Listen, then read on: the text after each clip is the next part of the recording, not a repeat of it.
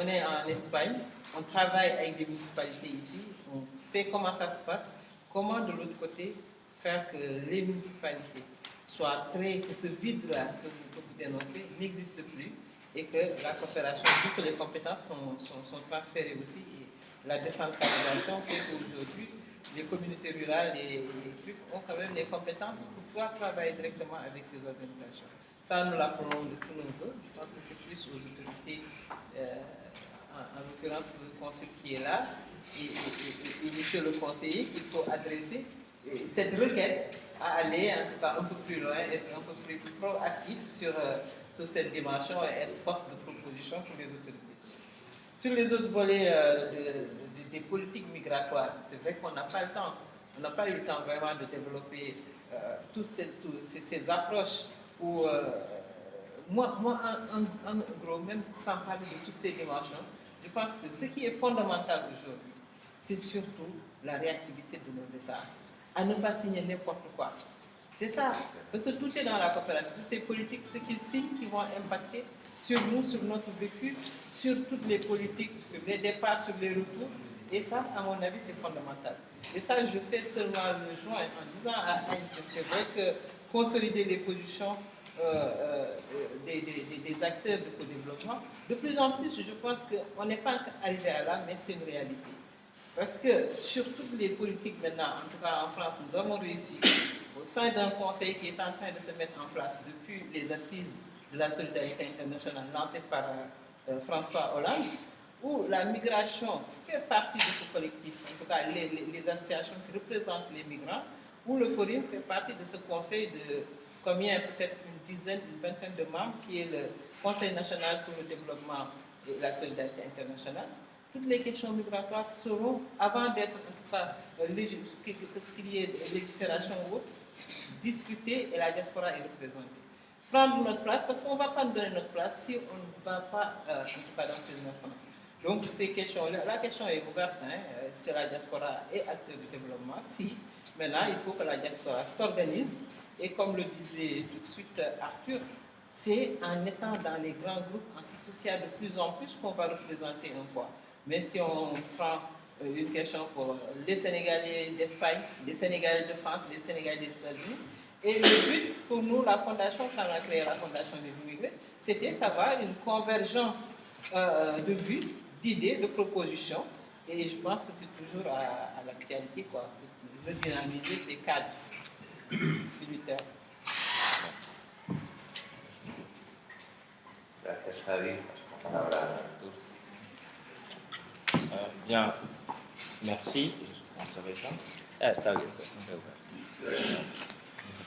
Bien, je commence par m'excuser auprès des participants de la frustration qu'on a de ne pas avoir suffisamment de temps, de recevoir aussi ce que les gens pourraient apporter. Espérons que dans les ateliers, justement, on pourrait approfondir certaines questions, que vous aurez plus de temps de parole. En deux mots, pour réagir par rapport aux deux interventions que je viens d'entendre.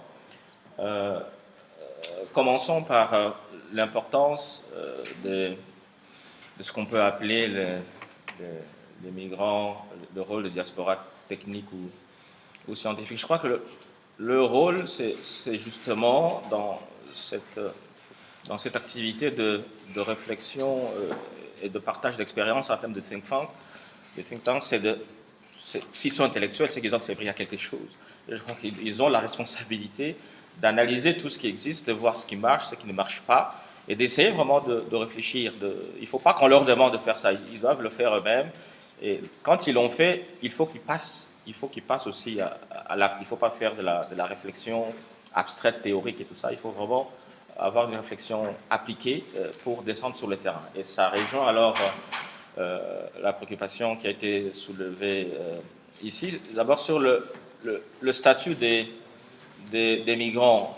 Il ne faut pas toujours attendre qu'on vous donne des choses. Je crois que dans toute lutte, vous devez vous imposer. Vous devez avoir même une réflexion pour savoir comment essayer de faire ceci, comment apparaître, même là où on ne vous attend pas. Mais c'est vous qui devez le faire. Et on ne doit pas comme ça décréter que désormais vous êtes ceci. Ça n'arrivera jamais dans tous les cas.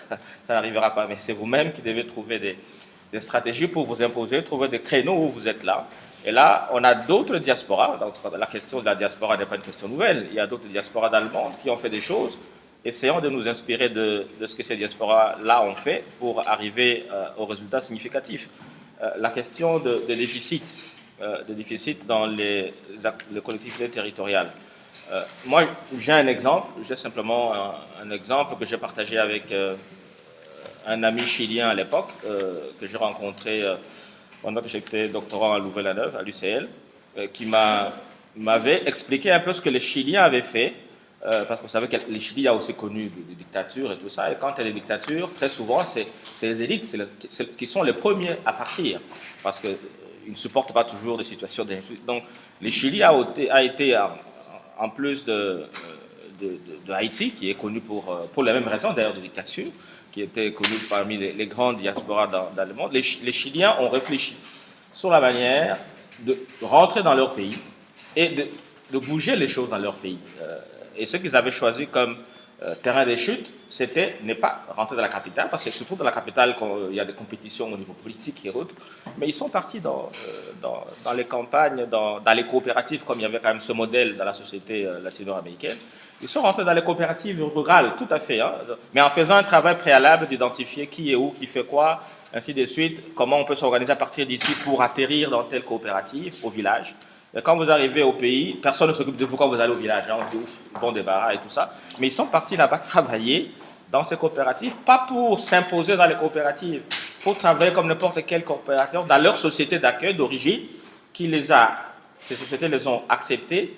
Et là, en travaillant, c'est les membres de coopératives, les paysans qui les ont ici en disant tiens, ce sont nos enfants qui ont des compétences, ils ont ceci, ils ont ça. Eh bien, c'est eux-mêmes qui les ont désignés à des postes de responsabilité, de gestion et tout ça parce qu'ils avaient la capacité, sans qu'ils s'imposent. Et à partir de là, ils ont créé ce réseau dans tout le territoire chilien. Et c'est comme ça qu'est venue la révolution chilienne. Parce qu'ils étaient perdus dans les paysanneries, dans les coopératives. En travaillant au village, ils ont transformé la société, ils ont réparé les déficits locaux. Et ensuite, quand le changement est venu, ils étaient les meilleurs administrateurs du pays. Ils connaissaient les sociétés des pays d'accueil où ils sont venus avec les meilleures pratiques. Ils connaissaient leur pays parce que très souvent, nous tous, on fait des thèses, mais on ne connaît pas nos réalités. Il faut aller apprendre des choses dans nos pays. Et ensuite, ils ont fait cette synthèse-là. Et le Chili est reparti comme ça. Donc, ce qu'on fait là, il faut simplement réfléchir comment aller sur place aussi, travailler avec les autres pour qu'ils vous connaissent. Il ne faut pas partir d'ici comme les gens le font. Il est ici et puis il va se présenter dans une campagne électorale, on ne le connaît même pas et tout ça. Ça ne marche pas, donc je crois qu'il y a des grands débats. Merci. On peut continuer les discussions après. Merci. Muchísimas gracias.